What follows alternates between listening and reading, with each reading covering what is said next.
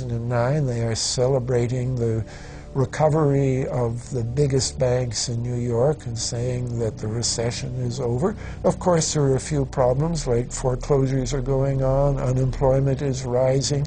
All of this is affecting the American people, but it's not affecting the financial elite who also control the media. Bernays successfully identified the invisible empire which controlled the minds of men. So as the populace is mesmerized and hypnotized by powerful behind-the-scenes forces, as they are distracted by the latest celebrity scandal, the newest cell phone, and their favorite sports team, this network disguises itself, remaining in the shadows.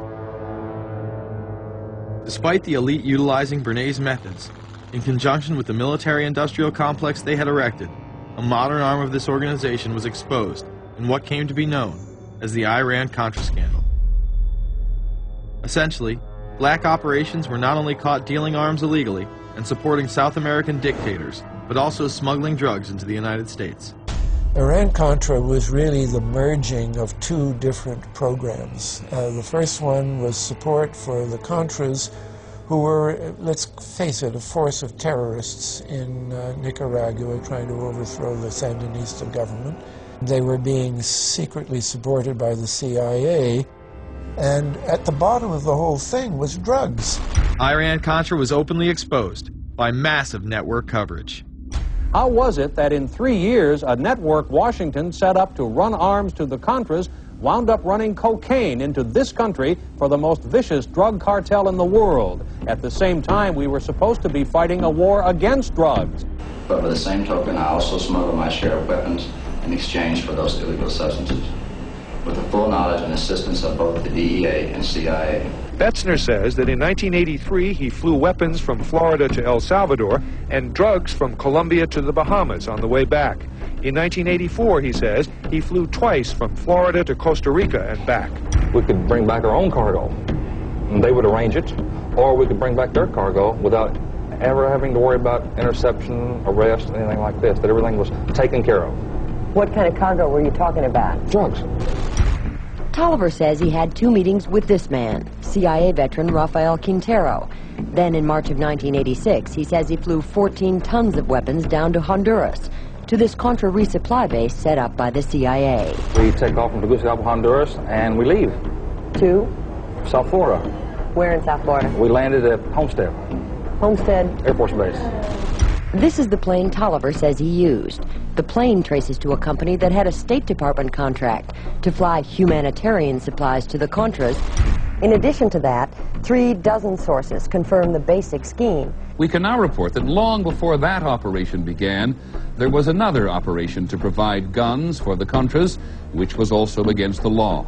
In this operation, Americans and Israelis provided arms to the Contras, and then the same network smuggled drugs into the United States.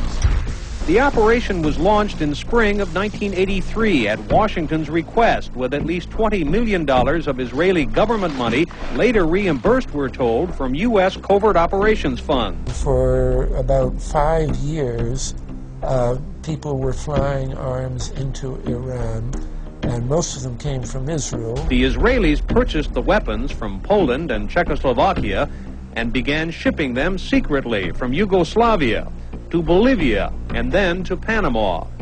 The Israeli liaison man there, this man, Michael Harari, until recently a close aide to Panama's strongman, General Manuel Noriega. You'd bring the ship into Colombia, you would load drugs aboard it, and you would bring those drugs back to Panama with you.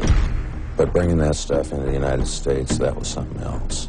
I've never been so thoroughly disgusted with myself in my life. This network would also be involved in the October surprise.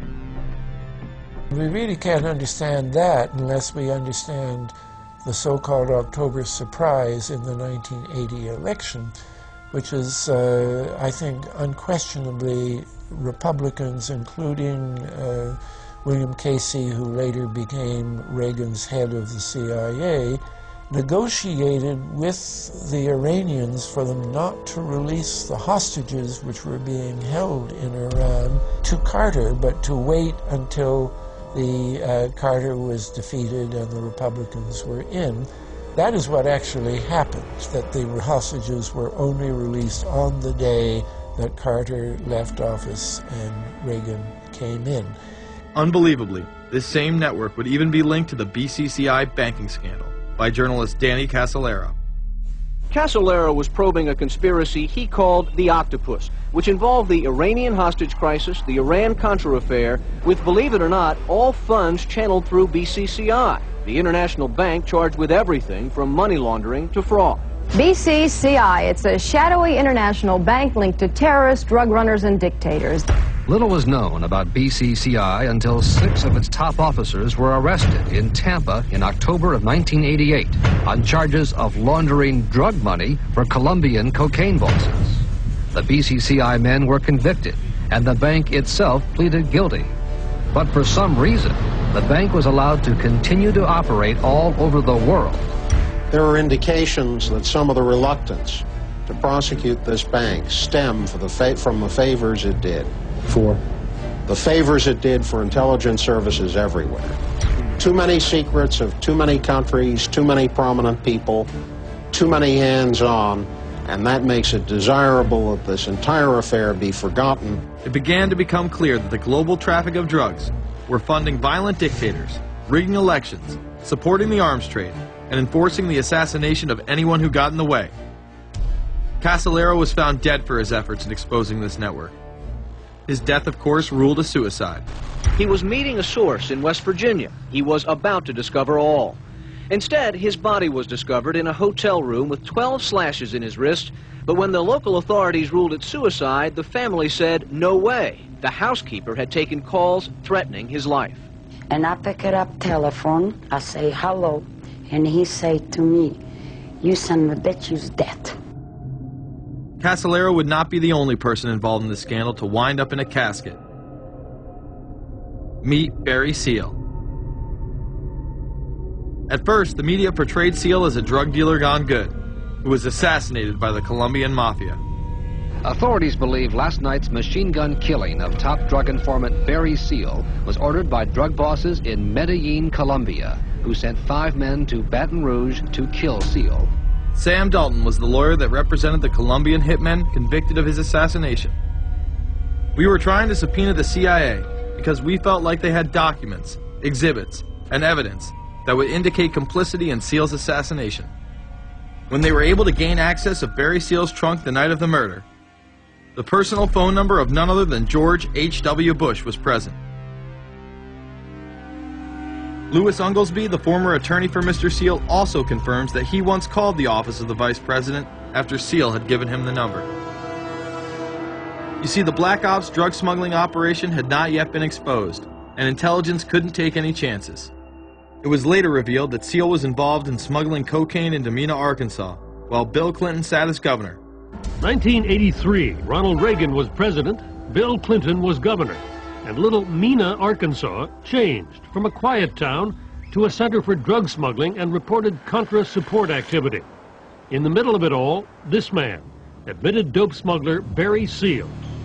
Arkansas State Trooper Russell Welch investigated Seal's organization. Each trip would have 250 to 350 pounds of cocaine. According to the London Telegraph, Arkansas State Trooper Larry Patterson testified under oath that he and his officers discussed repeatedly in Clinton's presence the large quantities of drugs being flown into Mena Airport, large quantities of money, large quantities of guns.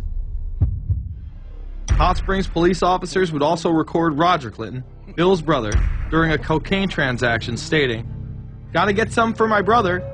He's got a nose like a vacuum cleaner." There was also a large amount of money laundering going on in Mena. Former IRS agent William Duncan traced some of Seal's drug profits laundered through Mena banks. We had direct testimony from people who were involved in the money laundering operation. We had testimony from people at banks who observed the transactions. What happened when you tried to make this case before a grand jury? I was never asked to present the evidence to a grand jury, ever. This very same network used BCCI to fund the Afghani rebels.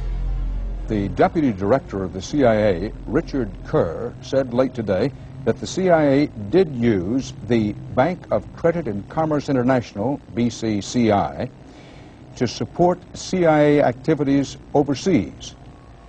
Most people still believe that the Soviets had maliciously invaded Afghanistan in order to spread their communist agenda. The Al-Qaeda was essentially a kind of a byproduct of Brzezinski's campaign to embarrass the Soviet Union in Afghanistan. They weren't in Afghanistan at that time. Brzezinski boasted later that he was responsible for drawing them into Afghanistan. And he did this extraordinary interview with Le Nouvel Observateur in France, and they said, but aren't you worried that you've created this whole new force of Al-Qaeda? And he said, oh, what's more important, a few crazed Islamists or the fall of the Berlin Wall? And they said, but you know, is there no danger? Aren't they dangerous? And he said, nonsense. He said all this in 1998. So